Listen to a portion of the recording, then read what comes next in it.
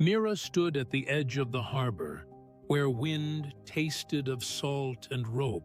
In the village of Sable, dawn carried the heartbeat of nets, gulls, and small rituals. Mira kept a notebook, tracing how lines of rope braided together patience and the morning into order.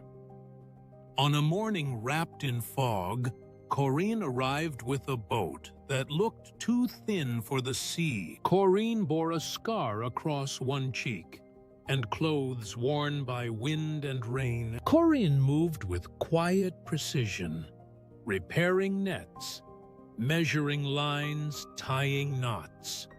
Without seeking praise, Corinne spoke to no crowd, though Corinne listened to the harbor like a patient elder. Rumors gathered around Corinne like fog around rocks. The tavern swirled tales about Corinne's past, about a temper and a wrong turning. The townspeople whispered of shadows behind Corinne's stare. Mira listened, noting how Corinne's hands could calm a panicked crane of a gull, and how Corinne could mend a torn net in the dark. Dahlia entered the market with baskets of herbs and a calm smile. Dahlia carried stories in wrinkles around the eyes and wisdom in the lines of hands. Dahlia spoke of judgments that traveled faster than wind and of a fountain that rewarded patience. Dahlia reminded Mira that few truths arrive in bright daylight. Most truths reveal themselves over time.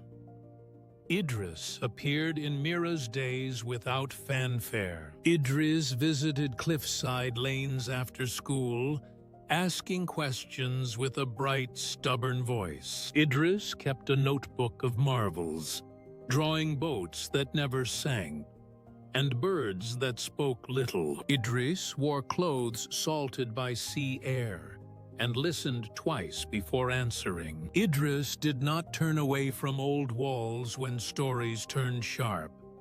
Then a storm loosed its anger on Sable. The sea roared, rain stung like needles, and wind sharpened into a blade along the shore. Idris vanished among rocks near the lighthouse. The square emptied, then filled again with anxious whispers and the hard sound of boots on stone. The moment demanded courage, and Corinne moved. Corinne climbed into a skiff, hands stiff with cold, steering toward the roaring edge of the sea. Mira stood on the pier, shouting but unable to alter the fate of the waves. Dahlia stood with the crowd, counting breaths and offering prayers in a whisper that did not break. Idris's cries drifted through the wind, and Corinne listened as if the ocean spoke a language unknown to the town. Corinne found Idris clinging to a jagged rock, eyes wide, body pale with spray. Corinne spoke with a quiet voice, drew Idris into the skiff, and steered back toward the harbor mouth. A wave slapped the boat, but Corinne held steady, guiding Idris through the teeth of the storm until shore appeared as a welcome hand.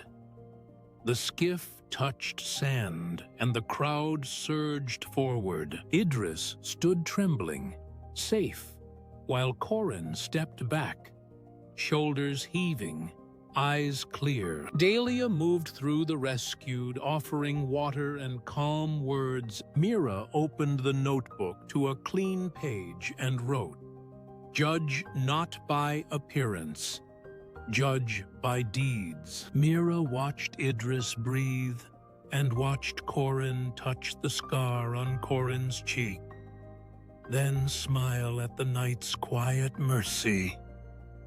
From that night, Mira learned to look beyond rough fabric and hard faces. From that night, Dahlia's words echoed in the harbor, reminding Mira that every heart carries a map, and each map reveals truth only when a traveler dares to read. Idris slept with a small smile, dreaming of boats that learn to sail through storms without fear. And in the harbor of Sable, the lesson settled like a loom weaving patience into every morning. Do not judge by appearances, for truths hide in deeds, not in appearances.